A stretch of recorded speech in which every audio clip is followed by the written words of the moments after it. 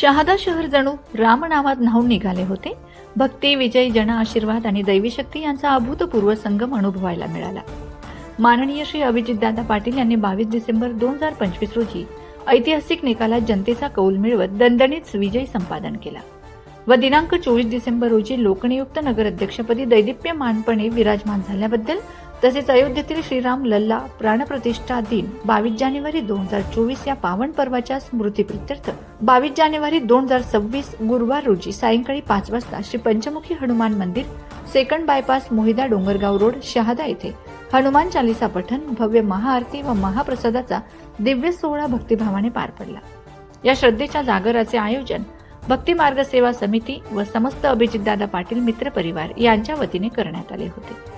जय श्रीराम, जय बजरंगबलीच्या गजरात आसमंत दुमदुमून गेला. जणू प्रत्येक घोषणेतून रामकृपेचा निनाद होत होता. हनुमान चालीसेच्या प्रत्येक चौपाईसोबत भक्तांची श्रद्धा अधिक प्रखर होत गेली. महाआरतीच्या वेळी मंदिर परिसर दिव्य प्रकाश, धूप, दीप आणि भक्तीच्या लहरींनी भारून गेला. या भक्तिमय सोहळ्याला शहर, तालुका व परिसरातील रामभक्त, हनुमान भक्तांनी अलोट गर्दी करत उपस्थिती लावली.